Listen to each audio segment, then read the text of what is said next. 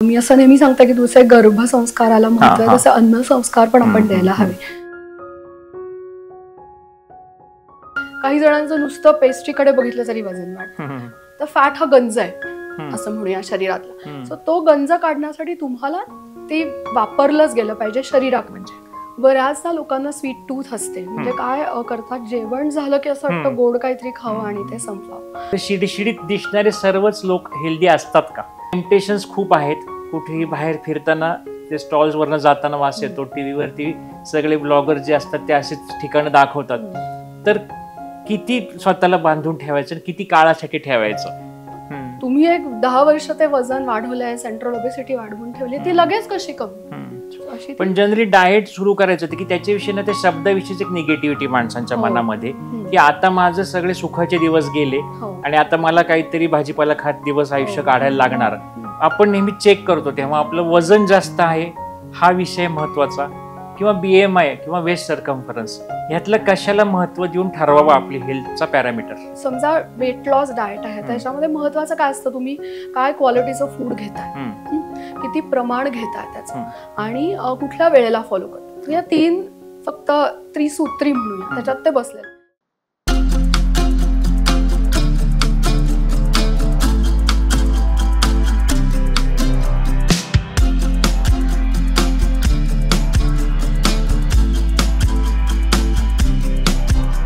नमस्कार, जगण्यातील काहीच्या एका नव्या एपिसोडमध्ये तुम्हा सर्वांचं मनापासून स्वागत. आपल्या चॅनलला 1 वर्ष झाल्याचा एपिसोड आपण नुकताच केला आणि त्या एपिसोडला तुम्हा सर्वांचा अतिशय छान रिस्पॉन्स आला. त्यानंतर अनेकांच्या वेगवेगळ्या सूचना येत गेल्या की आणखी आम्हाला वेगवेगळ्या विषयांवरचे एपिसोड पाहायचे आहेत. तर त्यातलं सर्वात जास्त मागणी असलेला एक एपिसोड होता, ज्याच्याविषयी लोकांना खूप जास्त उत्सुकता आहे आणि खूप जास्त प्रश्न आहेत, आणि तो विषय आहे म्हणजे आपलं डाएट. आहार, वजन वाढणं, वजन कमी करणं, कोलेस्टेरॉल वाढलंय, शुगर जास्त आहे, काय खाल्लं पाहिजे, काय बंद केलं पाहिजे, असे असंख्य प्रश्न असतात. याच्यावरती असंख्य ठिकाणी पॉडकास्ट सुरू असतात, खूप डॉक्टर्स तुम्हाला सांगत असतात, आजूबाजूचे सल्ला देणारे आणखी असंख्य लोक जगामध्ये आपल्याबरोबर असतात. पण यातलं कोणाचं ऐकायचं, कोणाचं ऐकायचं नाही. आपल्या मनाचं ऐकायचं तर मन हो म्हणतं, पण शरीर नाही म्हणतंय. पळायला जायचं तर कंटाळा येतो, साखर सोडायची तर आवडत नाही.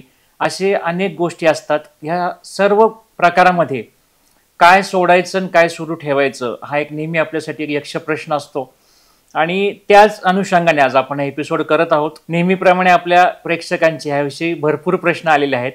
म्हणजे प्रश्न इतके झालेत की आता ह्या एपिसोडचे आम्ही हा प्लॅनच करताना 2 भागामध्ये आपण एपिसोड करत आहोत.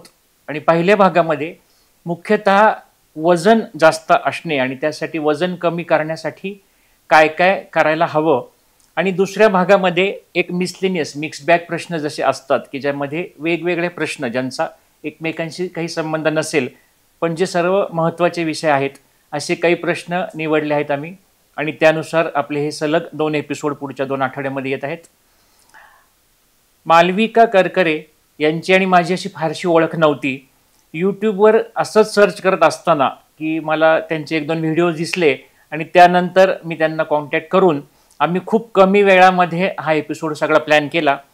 हा एपिसोड आत्ता देण्यामागचा विषय असा होता की आत्ता मे महिन्याचं सीझन आहे आणि आत्ता आंबे खाऊ का, गोड खाऊ का, लग्न कार्य खूप आहेत, इथं मला गोड खावंच लागेल, असे वेगवेगळे प्रश्न आपल्या मनामध्ये असतात. त्यामुळे आम्ही खूप घाईत हा एपिसोड ठरवला आणि आज हे प्लॅनिंग करत आहोत. मालविका मॅडम गेले 20 वर्ष पुण्यामधील डेक्कन सह्याद्री येथे क्लिनिकल डायटिशियन म्हणून कार्यरत आहेत, आणि एकंदरीत त्यांच्याशी ह्या सर्व मीटिंग ठरवताना त्या दिवसभर किती बिझी असतात ह्याचा प्रत्यय मला गेल्या 8 दिवसामध्ये येत होता. आणि स्वतः डायटिशियन स्वतः फिट दिसला पाहिजे ह्याचं एक छान उदाहरण त्यांच्या रूपाने मला आज पाहायला मिळालं. आणि स्वतः हे करण्यासाठी आहार आणि काम यासोबत कथ्थकची आवड असेल, ट्रेकिंग असेल, या सर्व गोष्टींचा बॅलन्स सांभाळता येणं हेच मुख्यतः मला वाटतं डायटिशियनचं काम असतं. की दुसऱ्याला आपण जेव्हा सांगतो की बॅलन्स लाईफ जगा, तर स्वतःचं आयुष्य तसं जगता येणं हे फार महत्त्वाचं आहे. तर सुरुवातीमध्येच खूप जास्त वेळ न घालवता आपण आजच्या एपिसोडला सुरुवात करूया.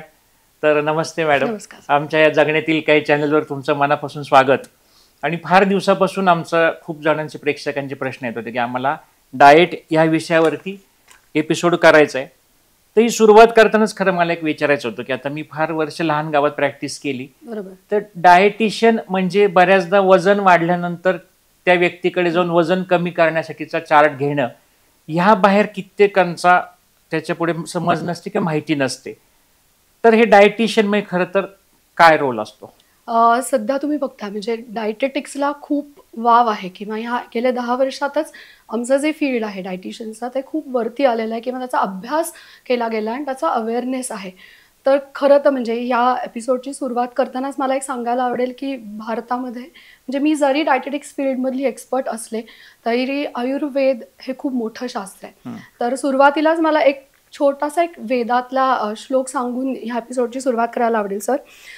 वेदातलं एक वचन आहे, ह्याच्यामध्ये पश्येम शरदः शतम, जीवेम शरदः शतम, बुद्धेम शरदः शतम, रोहेम शरदः शतम, पूषेम शरदः शतम, भूयसी शरदः शतम. तर ह्याचा अर्थ असा आहे की आपण 100 वर्ष शरीर आणि मनानी निकोप आयुष्य जगावं. पण हे आरोग्यदायी जीवन मिळण्यासाठी ह्याच्यामध्ये महत्त्व कशाला आहे? आहार, विहार आणि आचार. तर थोडक्यात ह्या तिन्ही गोष्टींचा जर आपण समन्वय साधला तर आपल्याच वेदांमध्ये आपल्याच आयुर्वेदात असं लिहून ठेवलेलं आहे. म्हणजे ॲडव्हान्स न्यूट्रिशन सायन्स हे सगळं सांगतं, ह्याचा अभ्यास होतो, त्यामुळे डायटेटिक्स फील्डवर आलेलं आहे. पण आयुर्वेदात हे सगळंच लिहिलेलं आहे आणि जे आचरणात आपण आणावं असं मी सांगू इच्छिते. आता डायटेटिक्समध्ये जे काही करिअर केलं जातं किंवा डायटिशियन ही व्यक्ती असते.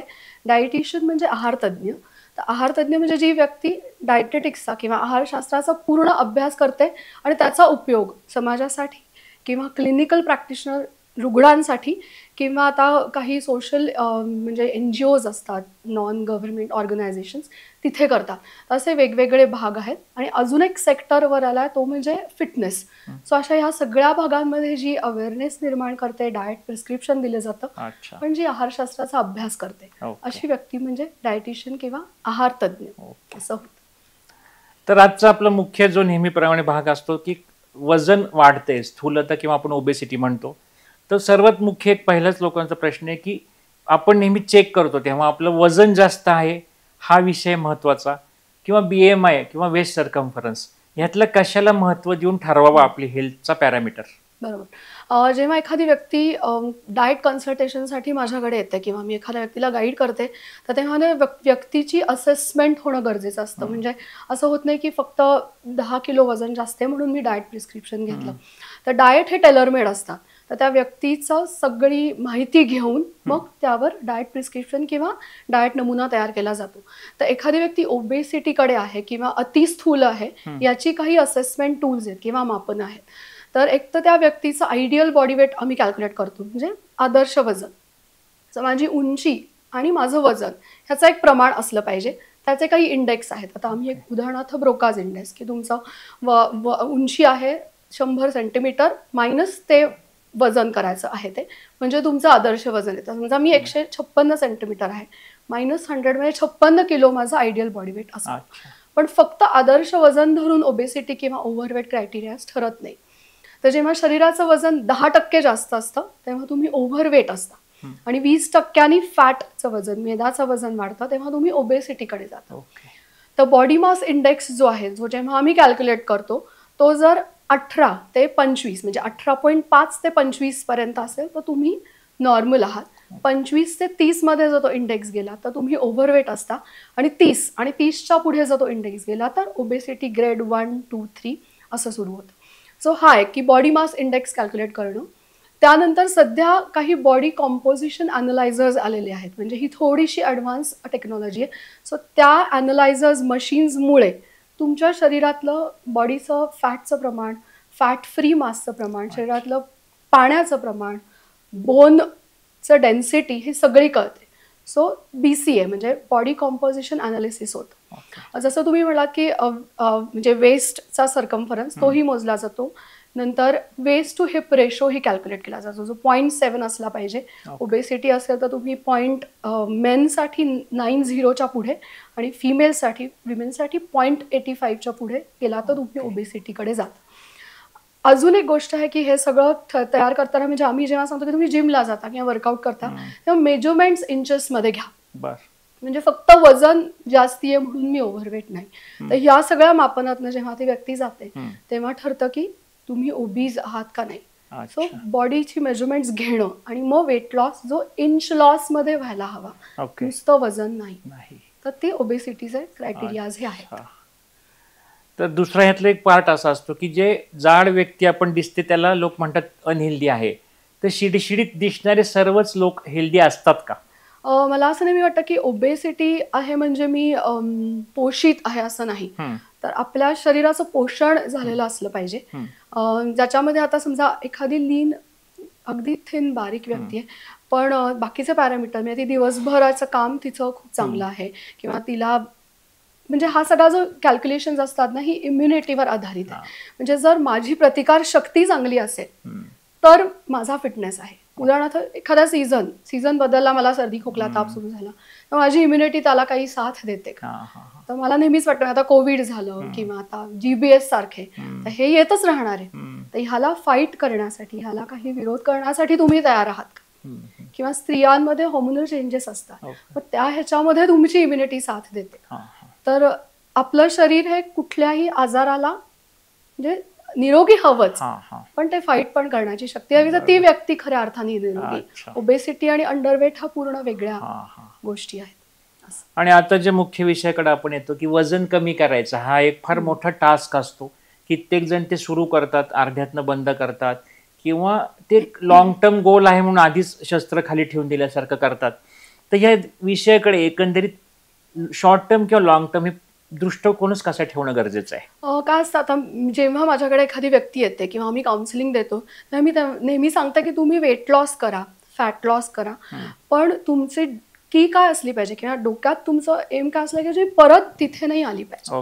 म्हणजे मेंटेनन्स हा जो शब्द आहे जो माझ्या मते आयुष्यालाच लागू आहे, तर तो मेंटेन करा तुम्ही वेट, तर ती तुमची अचीवमेंट होऊ शकेल. म्हणजे मी 10-15 किलोनी वजन कमी केलं किंवा मी वेट गेन साठी आली आहे, मी वेट गेन केलं पण मी जर ते मेंटेन करू शकले नाही त्या प्रकारचा फिटनेस तर उपयोग नाही.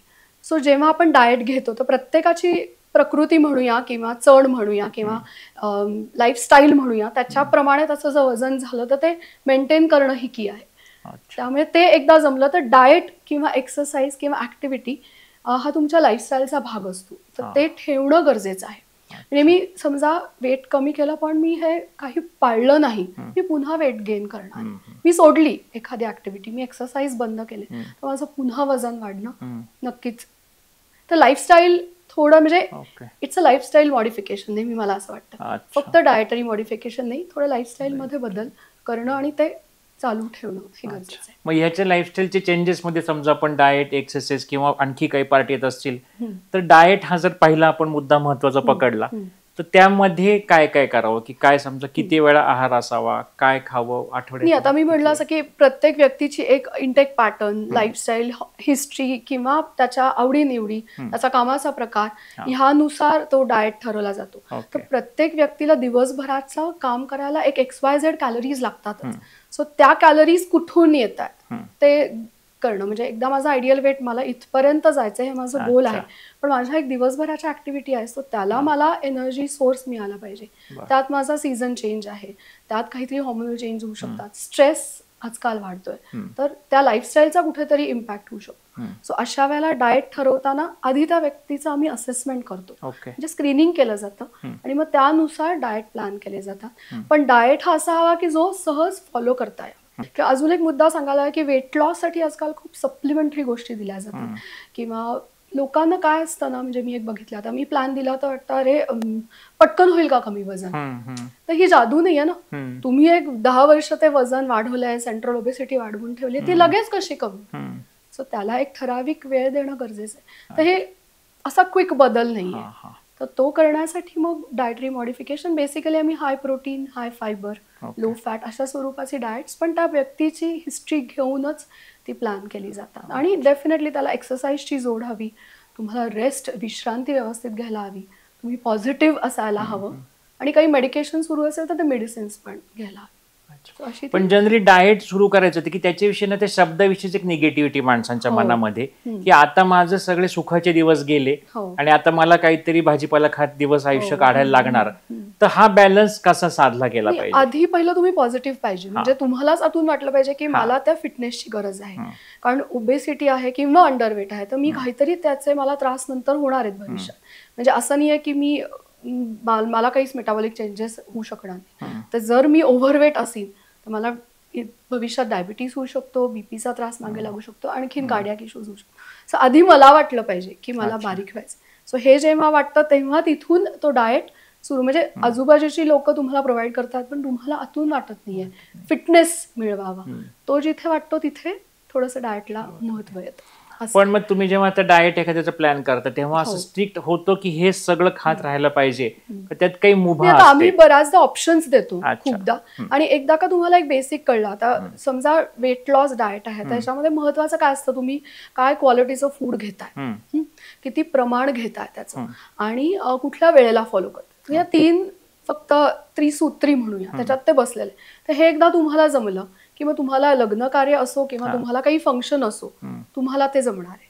पण ह्याच्यामध्ये पुन्हा तुमची म्हणजे ते थोडंसं स्ट्रिक्ट करायला लागतं. जसं एक आंब्याची मी एक फोड खाऊन बास मी राहू शकते का, मी अजून खाईन ना. सो आम्ही थोडं ह्यानी स्ट्रिक्ट करतो की हे सध्या तुम्ही घेऊच नका, त्याशिवाय तुमचं गोल अचीव्ह होणार नाही. सो वेट लॉस डाएट हे एकदम लो कॅलरी स्वरूपाचे दिले म्हणून जातात, पण ते मेंटेन करता यावे, ते आतून आलं पाहिजे, तर ते सोपं जातं, अवघड नक्कीच नाही. मग ते एका आमच्या यंग जनरेशनच्या मुलीचा प्रश्न आलाय की आता सगळं आम्ही पाळतोय, सगळं करतोय, पण टेम्पटेशन्स खूप आहेत.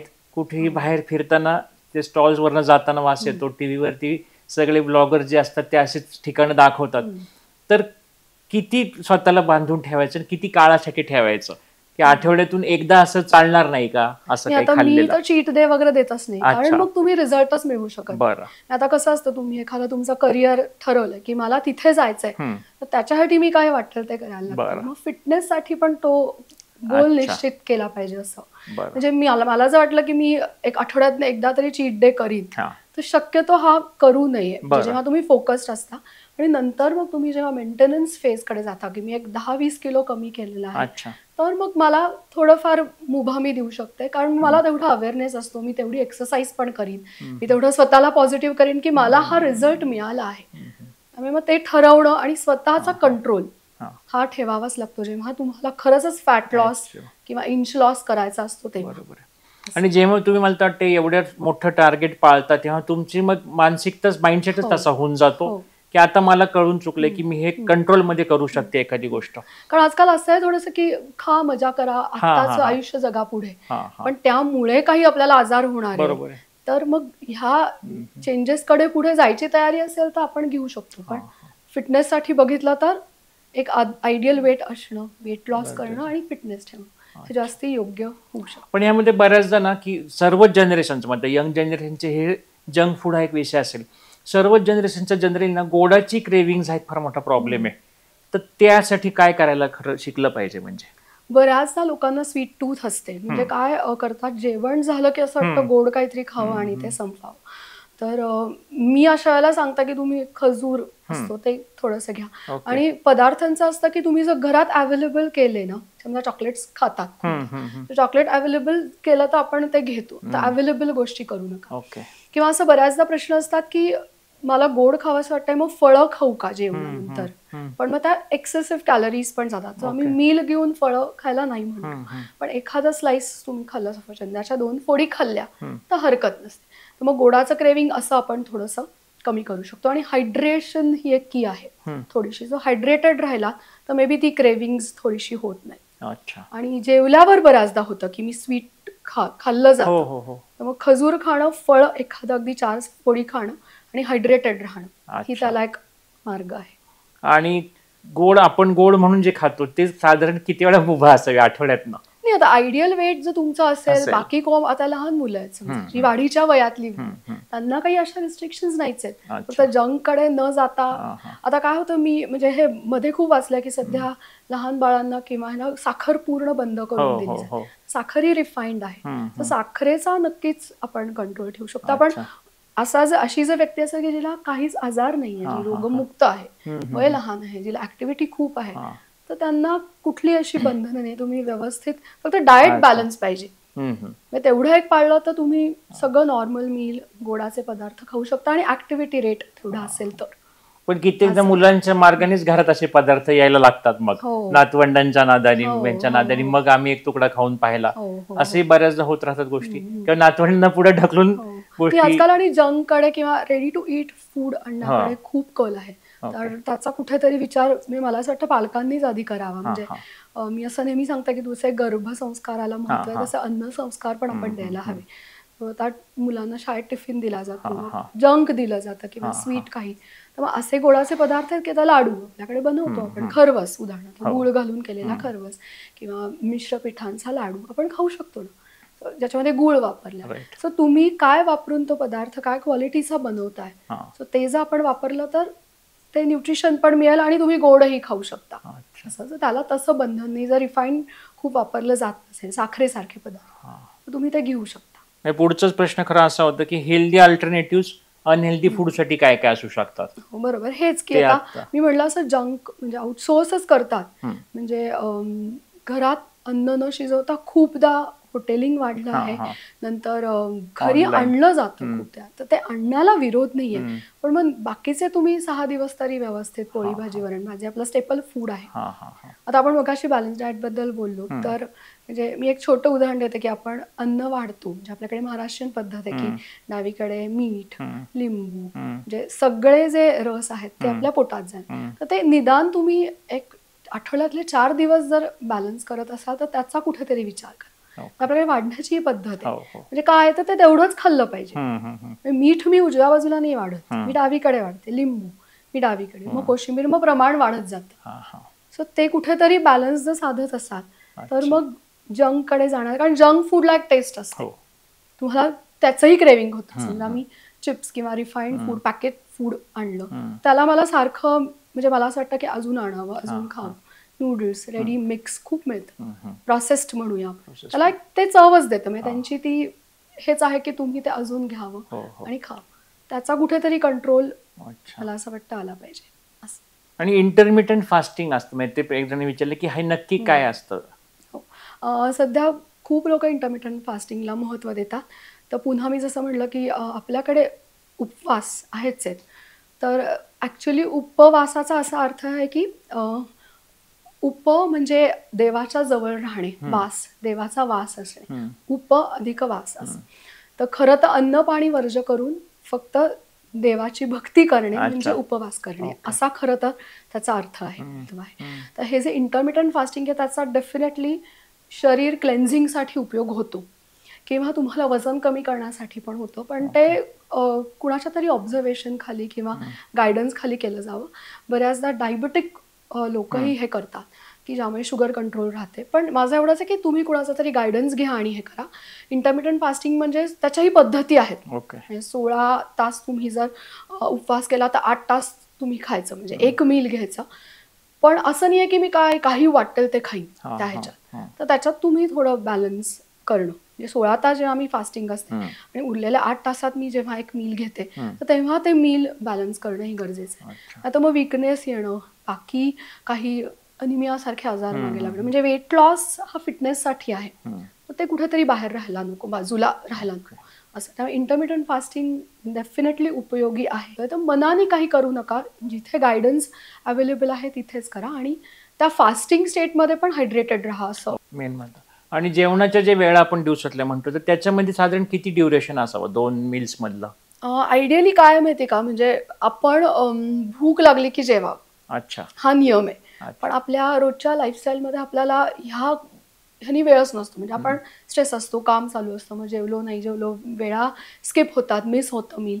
तर साधारणपणे आता डाएटचं बघितलं तर ब्रेकफास्ट स्किप करू नये. म्हणजे सकाळी उठल्यावर तुम्ही काहीतरी ब्रेकफास्ट लाईक अ किंग, म्हणजे have breakfast like a king असं म्हटलं जातं. सो ते पहिलं मील असतं, म्हणजे ते आपण घेतल्यावर जेवण किंवा फूड दिवसभराचा एनर्जी सोर्स आपल्याला मिळतो. ब्रेकफास्ट करावा, समजा एक 9, 9:30ला मी ब्रेकफास्ट, मग दुपारची वेळ समजा 1-1:30 वाजता मी लंच, दुपारचं मील, आणि रात्रीचं थोडंसं लवकर, म्हणजे खूप उशिराचं मील नको.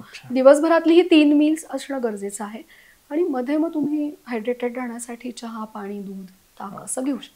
तर ह्यातल्या आता आपण खरं तर गरजेचे पण लोकांना नकोशा वाटणाऱ्या भागाकडे येऊया, की आता ह्या सर्वांसाठी एक्सरसाइज हा एक तो काय प्लॅन असावा आणि त्यासाठी मोटिवेटेड राहण्यासाठी काय करायला हवं? एक्सरसाइजचं म्हणजे आता मी ॲज अ डायटिशियन काही गोष्टी सांगते, कारण जसं मी म्हटलं की फक्त डाएट नाही आहे, तर त्याच्याबरोबर तुमची हालचाल किंवा ॲक्टिव्हिटी असणं गरजेचं आहे.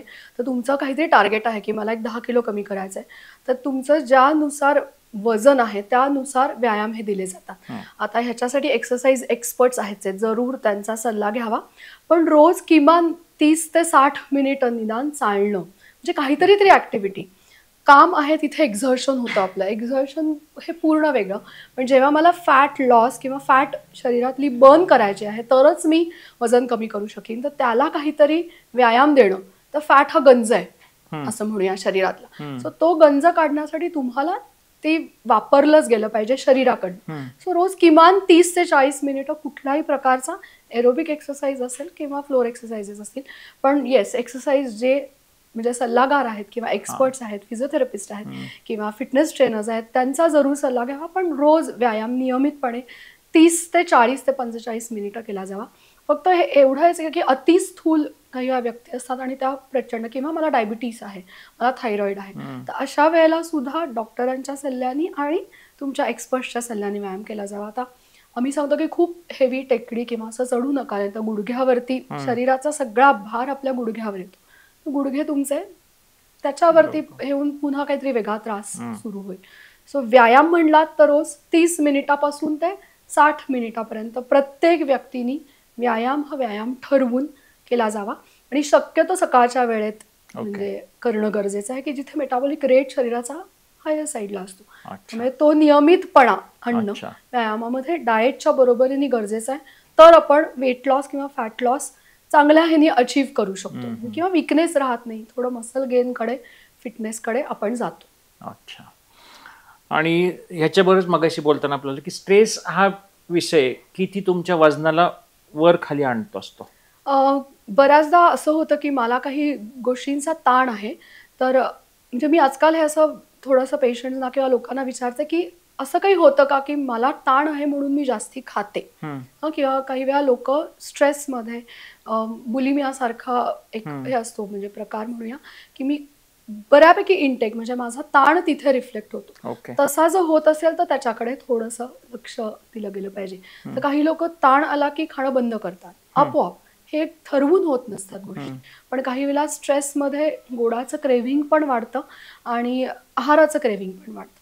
तर त्याचा नक्की सगळं ना, आहार जे आहे आपला ते मनाच्या आरोग्याशी खूप जवळचा संबंध आहे आपल्या आहाराचा. मग तो नक्कीच ताण आला की होऊ शकतं की माझा आपोआप इंटेक वाढलाय किंवा माझा इंटेक कमी पण झालेला आहे. त्यामुळे मी नेहमी असं सांगते ना की मन पॉझिटिव्ह पाहिजे, तर ते त्यासाठीच एक आपलं मन आनंदी असलं, पॉझिटिव्ह असलं की आपण बरोबर त्याच चॅनलनी फूड घेतो किंवा उलटं. जर मी काही असे पदार्थ घेतले त्यामुळे माझं मन पण आनंदी राहतं. थोडंसं बॅलन्स डाएट कडे जाणं हे त्यासाठी महत्वाचं आहे.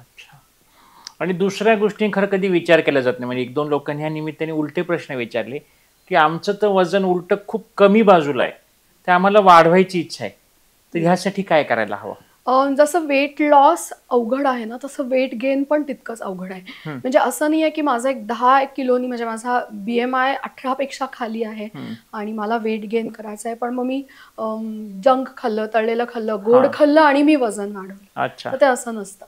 प्रत्येकाची प्रकृती पण असते. म्हणजे आता ॲज अ न्यूट्रिशनिस्ट आम्ही असा प्रकृतीचा विचार करत नाही, पण हिस्ट्री घेताना थोडं फॅमिली बॅकग्राऊंड विचारली जाते की चणच तशी आहे का. पण फिटनेससाठी तुमचं एक आयडियल वेट असणंही तेवढंच गरजेचं आहे. तर जेव्हा वेट गेन असतं ज्याचा रेट अतिशय स्लो आहे, हा वेट गेन असं पटकन एका महिन्यात 5 किलो वगैरे लोकांचं होत नाही. काही जणांचं नुसतं पेस्ट्रीकडे बघितलं तरी वजन वाढतं, पण काही लोकांची प्रकृती अशी असते की जे नाही वजन वाढत. सो अशा थोडंसं हाय कॅलरी आणि हाय प्रोटीन डाएट देऊन वजन वाढीसाठी सल्ला हा दिला जातो. सो प्रथिनांचा दर्जा आणि प्रथिनांची क्वालिटी ही जास्ती ठेवली जाते डाएटरी सोर्सेस कडनं, आणि थोडा हाय कॅलरी डाएट पण दिला जातो. किंवा मला ह्याच्यावर एक उदाहरण आठवलं की खूप आमची मुलगी बारीक दिसते म्हणून खूप जास्त काही सायंटिफिक विचार न करता काहीही पदार्थ तिच्या आहारामध्ये दिले गेलेले पाहिलेत 1-2 उदाहरणं. आता ती मुलगी अशा वजनाला आहे की ते वजन कमी करणे तिच्यासाठी एक मोठं दिव्य होऊन नाही, गेलं? आता ऍक्च्युली असंही आहे की जरा थोडं झिरो फिगर कडे पण लोकांचा कल आहे. म्हणजे जेव्हा ह्या वयाच्या मुली 18, 19, 20 वर्षाच्या मुली येतात, तर असंच म्हणजे माझ्याकडे एक मुलगी आली आणि वजन फार नव्हतं, पण HB कमी झालेलं होतं, तरी अजून वजन कमी करायचं. म्हणजे मला छान दिसायचंय. सो छान दिसणं महत्वाचं आहे का फिटनेस महत्वाचं आहे? म्हणजे जरी एक ओव्हरवेट आहात तुम्ही, पण तरी मला अजून वजन कमी करायचं, मला आणखीन पिअर प्रेशर आहे किंवा मला दिसायचं छान म्हणून मला वेट लॉस जर करायचा असेल तर तो थोडा विचार बदलला पाहिजे. म्हणजे मी दिसत नाहीये छान, पण माझं हिमोग्लोबिन जर कमी होत असेल, मला आयर्न कॅल्शियम डेफिशियन्सी असेल, मला PCOS सारखे काही किंवा सध्या थायरॉइड निदान होत आहे, त्यामुळे समजतंय की थायरॉइड सारखे आजार, मग हे सगळं घेऊन मी वेट लॉस करणार आहे का? सो फिटनेस आणि ह्याचा थोडासा संबंध आहे किंवा हा विचार केला जा. म्हणजे अतिरिक्तही डोक्यात वजन कमी करायचे म्हणून येऊ नये, पण फिटनेस त्या ह्यानी मिळतोय का आपल्याला, तर हा कुठेतरी बऱ्याचदा तो शॉर्ट टर्म विचार ह्या वयामध्ये केला जात असेल की नंतर काही आजार होतील हे आपल्याला वयाच्या विषयीमध्ये असं म्हणजे आपण ऍक्सेप्ट करायला तयार नसतो बऱ्याचदा, पण ह्याच्याविषयी त्यांचं काउन्सिलिंग आणि अवेअरनेस हा निमित्ताने होणं महत्वाचं आहे. कारण आता आपण जे नेहमी आम्ही एपिसोड करतो तो लहान वयामध्ये आता मेटाबॉलिक डिसीजेस होण्याचं प्रमाण इकडे येत चालले ते वयाची मर्यादा. शाळेतल्या मुलांमध्ये ओव्हरवेट असणं, ओबेसिटीकडे जाणं आणि हायपरटेन्शन हे सुरू झालंय. कारण त्यांना ताण आहेच आहे एक प्रकारचा, सगळ्याच कॉम्पिटेटिव्ह आहे सगळं, सो त्याचा एक ताण आहेच आहे. मग तिथे आणि मग पुन्हा पिअर प्रेशर की मला बारीक पण व्हायचं आहे, असंही सुरू खूप आहे. तर हे कुठेतरी आपल्याला विचार फिटनेसचा केला. तर त्याच्यासाठी पुढचा प्रश्नच एक जणांनी विचारलाय की माझं वजन जास्त आहे पण मला काही नाही, मी व्यवस्थित दिवसभर व्यवस्थित ओके आहे, कोणताही आजार नाही, मी भरपूर काम करतोय, तर मग आता काय गरज आहे मला काही करायची? आता तरी माझं वजन जास्ती आहे, पण मला भविष्याचा थोडाफार तरी विचार केला गेला पाहिजे ना.